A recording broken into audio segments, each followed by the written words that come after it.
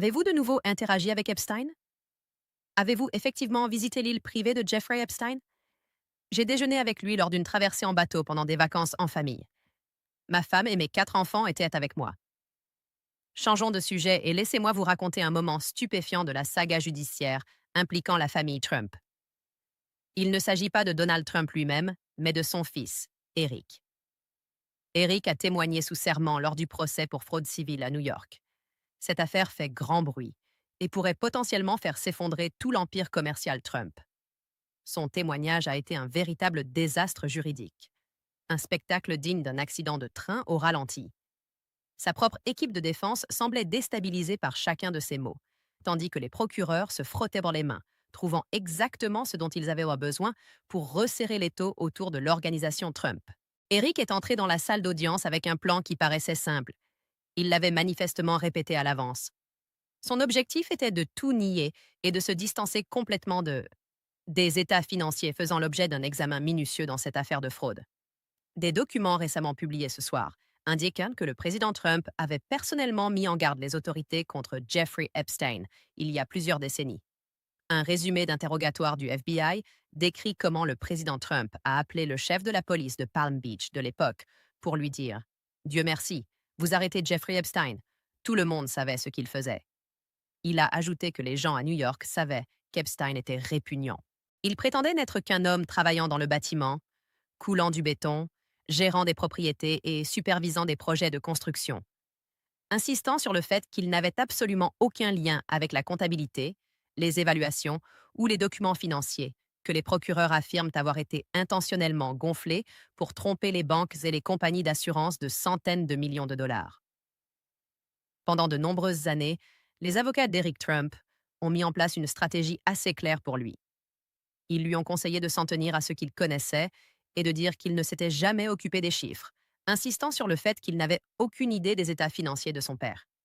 Ils voulaient qu'il prétende que la partie financière de l'entreprise était gérée par quelqu'un d'autre, tandis que lui se concentrait sur les affaires de son père. Les aspects matériels comme la construction, les échéanciers et les propriétés. Au début de son témoignage, il semblait prêt à suivre ce scénario à la lettre.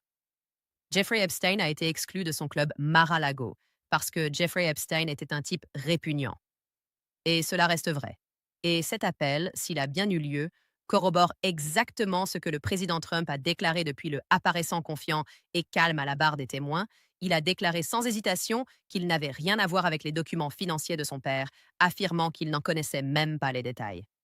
Il a maintenu que son rôle au sein de la Trump Organization consistait à gérer des propriétés et à superviser la construction, et non les rapports financiers ou la comptabilité, pourtant essentiels dans cette affaire de fraude. Il a nié et pris ses distances avec l'affaire, de manière franche et directe. Pendant un instant, on a vraiment cru qu'il allait s'en sortir. Tout s'est effondré de façon spectaculaire sous les yeux de tous. Après des mois de préparation, les enquêteurs ont vraiment fouillé en profondeur, passant au crible des centaines de milliers de pages de documents internes, de courriels, de notes de service et de feuilles de calcul de la Trump Organisation. Parmi tous ces documents se trouvèrent des messages qui contredisaient directement ce qu'Eric venait de déclarer sous serment devant le tribunal. Utiliser mon père à des fins politiques est dégoûtant. Ils nous ont entraînés, Don, Evan et moi, comme victimes collatérales. Ils ne veulent nos noms que pour faire sensation. Nous n'avons absolument rien fait de mal. Nous avons une meilleure version des faits. Peu de temps auparavant, les procureurs lui avaient montré un courriel de Jeff McConney, le contrôleur de l'organisation depuis longtemps, responsable de l'établissement des états financiers annuels de Donald Trump. Dans ce courriel, McConney contactait directement Eric, sans intermédiaire, précisant qu'il travaillait sur les états financiers de leur père et demandant à Eric des informations spécifiques sur certaines propriétés de Trump. Eric avait répondu à ce courriel. Il l'avait lu, compris la demande et avait même fourni les informations demandées par McConney. Il était au cœur même de la collecte des données qui ont servi à l'élaboration des états financiers qu'il venait de déclarer devant le tribunal. Il n'avait rien à faire. Il a déclaré n'avoir aucun lien avec ces documents et ne pas en avoir connaissance personnellement. Il est difficile de croire qu'il ait dit cela à voix haute, assis devant un juge, entouré d'avocats et de journalistes. Il a juré sous serment, sous peine de parjure, n'avoir eu aucune implication dans l'élaboration de ses états financiers. Or, les procureurs ont produit son propre courriel où il répondait directement à une demande d'information qui s'est retrouvée dans ces documents.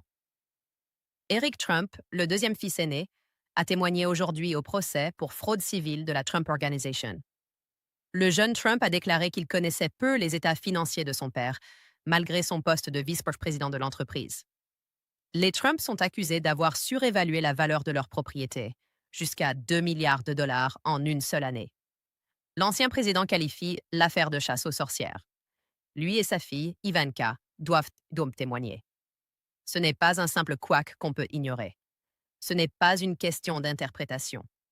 Ce sont ses propres mots, capturés à l'écran, qui réduisent à néant le témoignage qu'il a donné quelques instants auparavant.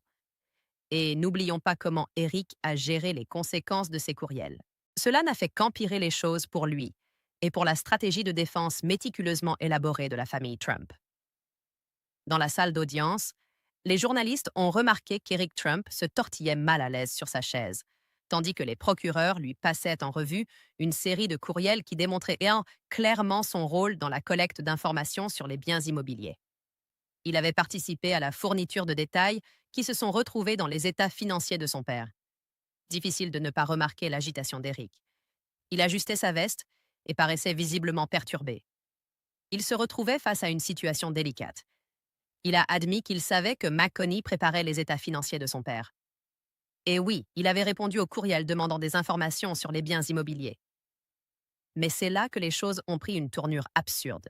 Il a insisté sur le fait qu'il n'avait jamais pensé que les informations spécifiques qu'il fournissait se retrouveraient dans les états financiers désormais examinés pour suspicion de fraude. Il a prétendu qu'il n'avait tout simplement pas réalisé que ces demandes étaient liées à ces documents. Franchement, cette excuse est difficile à croire. Eric occupe un poste important en tant que vice-président exécutif senior chez Trump. En tant que membre de l'organisation et fils de l'homme dont les états financiers sont soupçonnés de fraude, il assiste chaque semaine à des réunions concernant ses propriétés. Pourtant, il s'attend à ce que quiconque, et surtout un juge en exercice, croit que lorsque le contrôleur de la société l'a contacté par courriel au sujet de la situation financière de son père et a demandé des données précises sur les propriétés, Eric a pensé qu'il s'agissait d'une simple conversation informelle. Franchement, il est difficile de croire qu'il ait dit cela à voix haute. Ce genre de défense ne paraît pas seulement fragile. Elle témoigne d'un profond mépris pour l'intelligence de tous les présents dans la salle d'audience, y compris celle du juge, qui aura le dernier mot dans cette affaire. Examinons maintenant plus en détail ce que les procureurs ont découvert lors de leur enquête documentaire et pourquoi le témoignage d'Eric est si important pour l'ensemble du procès pour fraude civile intentée contre la Trump Organization. Il ne s'agit pas simplement de piéger un témoin nerveux lors d'un interrogatoire d'un après-midi. Il s'agit de démanteler toute la stratégie de défense que la famille Trump a méticuleusement élaborée autour de ces allégations de fraude au fil des ans. Une défense complexe qui repose sur... La défense repose sur un point essentiel. Donald Trump et ses enfants adultes n'ont participé ni à l'élaboration, ni à la vérification des états financiers. Ils affirment que tous les chiffres proviennent d'experts comptables externes et d'employés subalternes, agissant de manière indépendante, sans aucune directive de la direction. Telle est la stratégie de défense de la famille Trump depuis le début de cette bataille juridique. Ils soutiennent que le patron n'était pas au courant des chiffres réels et que la famille ne comprenait absolument rien aux évaluations. Ils laissent entendre que tout est de la responsabilité des experts comptables et que, s'il y a eu des erreurs, comme une surévaluation des biens ou une inflation des actifs, c'était uniquement leur problème, pas le leur. Mais le témoignage d'Eric Trump vient tout bouleverser. Les courriels révélés lors de son audition contredisent ces affirmations de manière particulièrement embarrassante. C'est comme s'ils avaient porté un coup fatal à leur défense soigneusement élaborée. Si Eric, cadre supérieur et membre de la famille dirigeante, a reçu des courriels concernant la préparation des états financiers de son père et y a partagé des informations détaillées. S'agissant des propriétés mentionnées dans ces relevés, il est difficile de maintenir l'idée que la famille ignorait tout des chiffres et de leurs calculs. Les éléments relatifs aux évaluations immobilières compliquent encore davantage la situation pour le clan Trump. L'accusation ne se contente pas d'affirmer qu'Eric a répondu à quelques courriels de routine sans en comprendre l'importance. Non, c'est bien plus complexe. Un expert indépendant, témoignant sous serment lors du procès, a déclaré qu'Eric était activement impliqué et jouait un rôle personnel dans ce processus.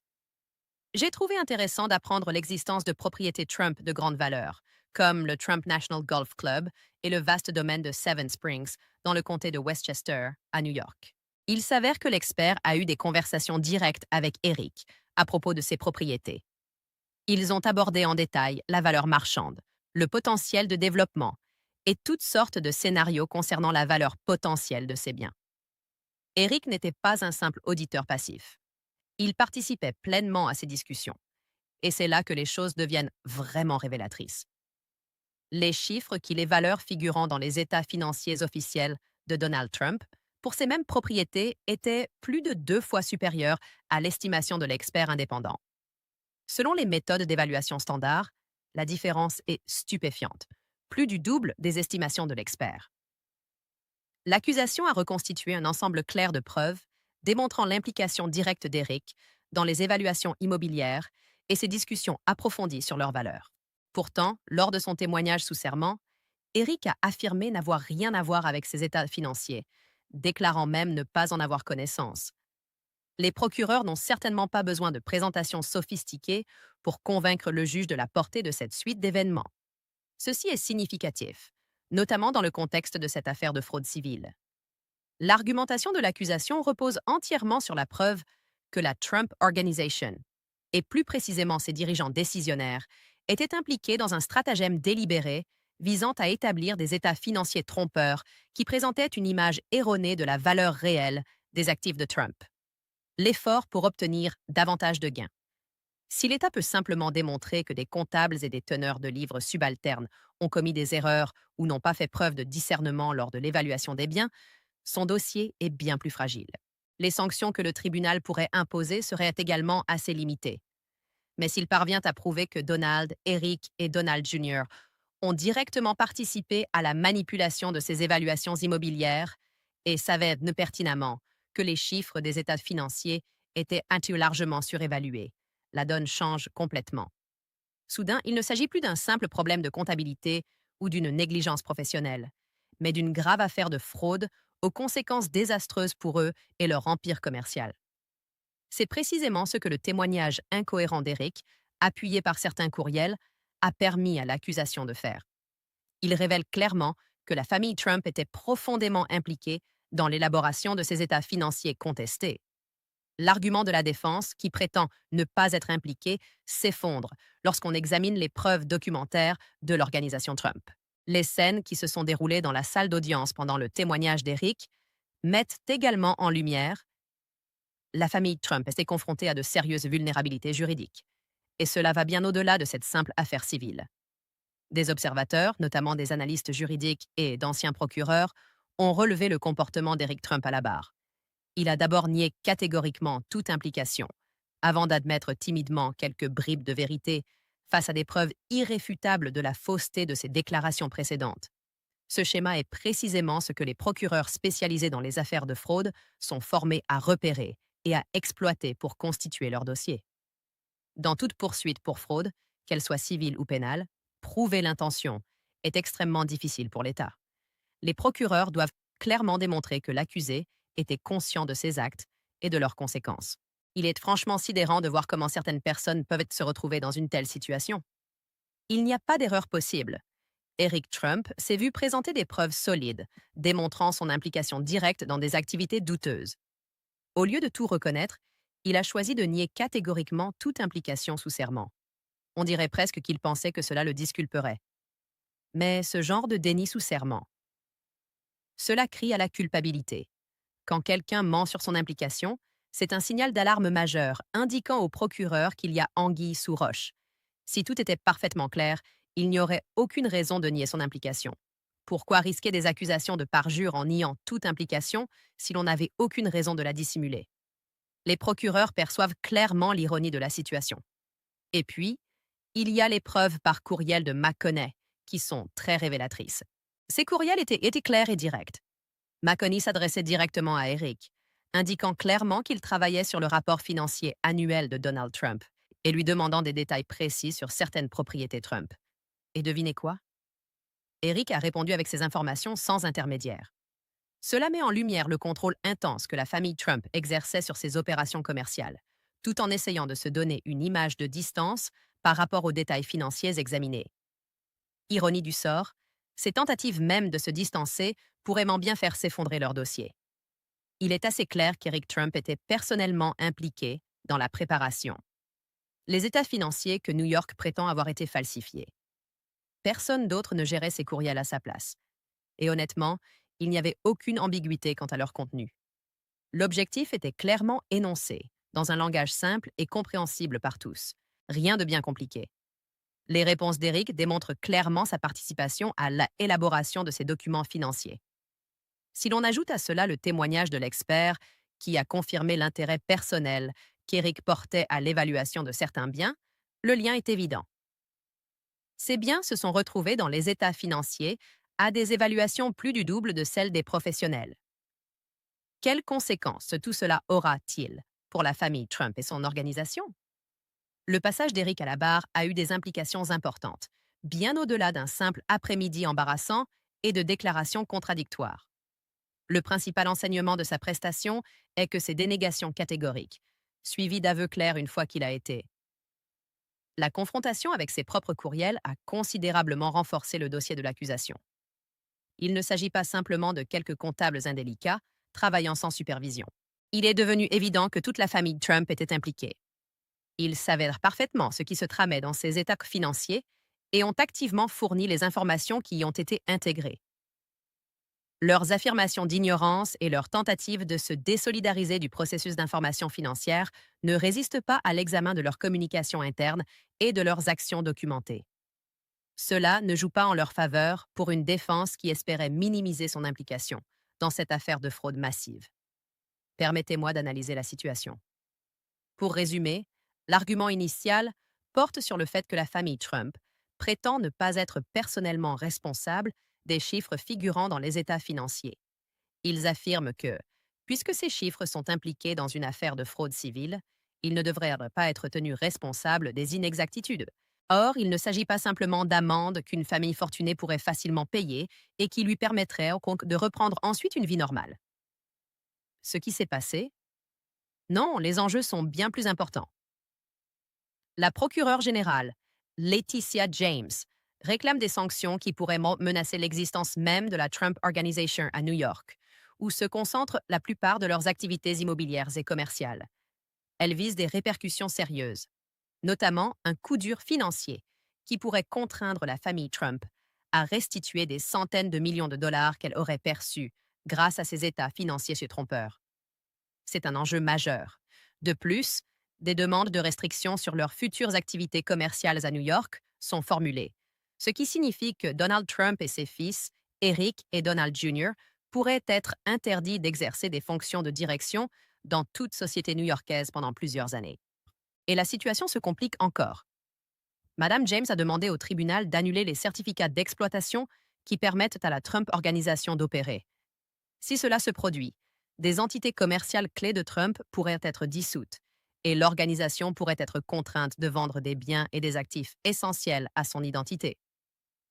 Des actifs qui constituent un élément fondamental de sa marque depuis bien avant l'arrivée de Donald Trump au pouvoir. Il s'est lancé en politique. Il ne s'agit pas d'une simple réprimande. Ce sont des menaces sérieuses qui pèsent sur une dynastie familiale bâtie sur un empire immobilier new-yorkais. Comprendre la différence entre responsabilité civile et responsabilité pénale est crucial pour quiconque suit cette affaire. L'enjeu dépasse largement le simple aspect financier. C'est potentiellement la fin d'un héritage. Le récent épisode dramatique au tribunal concernant le témoignage d'Eric mérite d'être souligné. Sous serment, tout ce qu'il a dit a été enregistré et transcrit, et les courriels versés au dossier sont devenus publics. Il ne s'agit pas d'un simple incident isolé dans un tribunal civil. Les implications sont bien plus importantes. Des contradictions flagrantes me sont apparues entre le témoignage d'Eric et les preuves documentaires, suggérant que ces déclarations étaient ou trompeuses, voire mensongères. Désormais, ces informations sont accessibles à tous, y compris aux autres procureurs qui pourraient enquêter sur les activités financières liées à la Trump Organization. Si des procureurs fédéraux ou d'État envisagent actuellement des poursuites pénales pour des faits tels que fraude bancaire, fraude à l'assurance, fraude par virement bancaire ou autres, Ces informations sont désormais accessibles à tous. Si la fraude fiscale est liée à ces mêmes états financiers et à la surévaluation présumée des actifs, le témoignage d'Eric et les preuves contradictoires apportées par courriel pourraient bien constituer des éléments cruciaux pour étayer ces dossiers. Il est fascinant de constater à quel point la frontière entre fraude civile et fraude pénale est souvent plus ténue que ne le pensent la plupart des personnes non juristes. Mais voici ce que je tiens vraiment à souligner concernant le témoignage d'Eric. Il ne s'agit pas seulement de cette affaire particulière ou de la stratégie juridique de la famille Trump. Cela en dit long sur les raisons pour lesquelles cette stratégie est en train de vaciller face aux pressions croissantes de toutes parts. La famille Trump a agi pendant des années en croyant pouvoir contrôler chaque histoire, chaque récit dans le monde des affaires et en politique. Ils semblèrent penser pouvoir dire tout ce qui servait leurs intérêts, esquiver les vérités gênantes et s'en prendre à quiconque osait les contester sans jamais en subir de véritables conséquences. Ils disposèrent des ressources financières nécessaires pour penser qu'ils pouvaient s'en tirer indéfiniment. Mais la situation est en train de changer. Il est honnêtement difficile de croire à quel point l'influence et le charme que l'on peut utiliser pour faire disparaître les problèmes, ou du moins repousser les responsabilités suffisamment loin pour que l'on oublie, a longtemps semblé fonctionner. Cependant, un tribunal est une toute autre affaire qu'un meeting politique, une transaction commerciale ou une publication rapide sur les réseaux sociaux. Au tribunal, on ne peut pas se contenter de dire ce qui nous semble crédible et de passer à autre chose. On est sous serment. Et tout ce que l'on dit est enregistré mot pour mot par des sténographes judiciaires, créant ainsi un compte-rendu permanent. Votre témoignage sous serment peut être, et sera, comparé aux preuves documentaires que la partie adverse a probablement mises des années à rassembler et à organiser soigneusement, attendant le moment opportun pour les utiliser. Lorsque vos déclarations au tribunal contredisent vos propres courriels internes et documents d'entreprise, aucune équipe de communication ne pourra arranger les choses. Tout est consigné dans la transcription. Cela vous suivra, vous et votre famille, dans chaque bataille juridique, transaction commerciale et campagne politique, pour le restant de vos jours. Il est donc important de suivre de près la suite de cette affaire. Le juge chargé de cette affaire. Le procès a été l'occasion de suivre en détail le témoignage d'Eric. Le juge a relevé ses dénégations catégoriques, a constaté la présentation par l'accusation de courriels contradictoires et a noté les tentatives maladroites d'Eric pour justifier ses incohérences. Tentatives qui, à vrai dire, n'ont convaincu personne. Au moment de rendre son verdict final sur les responsabilités et les sanctions appropriées aux preuves présentées lors du procès, le témoignage d'Eric et ses courriels compromettants joueront un rôle déterminant dans ces décisions cruciales. Les preuves sont consignées au dossier. Ces contradictions resteront à jamais gravées dans la transcription officielle, et il ne faut pas s'y tromper. Les répercussions pour Eric, la Trump Organization et potentiellement Donald Trump lui-même sont imminentes. Il est clair que la famille Trump doit faire face à une dure réalité. Qu'ils le veuillent ou non, les conséquences pourraient être très graves. Imaginez des amendes colossales se chiffrant en centaines de millions de dollars, voire des restrictions drastiques, les empêchant d'exercer leurs activités à New York. On parle d'une possible fermeture forcée d'opérations clés, voire de poursuites pénales. Les poursuites judiciaires sont motivées par des preuves de fraude intentionnelle et la conscience de culpabilité. La pression s'accentue indéniablement sur l'empire commercial de la famille Trump, et il leur devient de plus en plus difficile d'échapper aux conséquences de leurs témoignages. Les dénégations bancales d'Eric et le retour de bâton public et embarrassant de ses propres courriels ne font que renforcer leur emprise.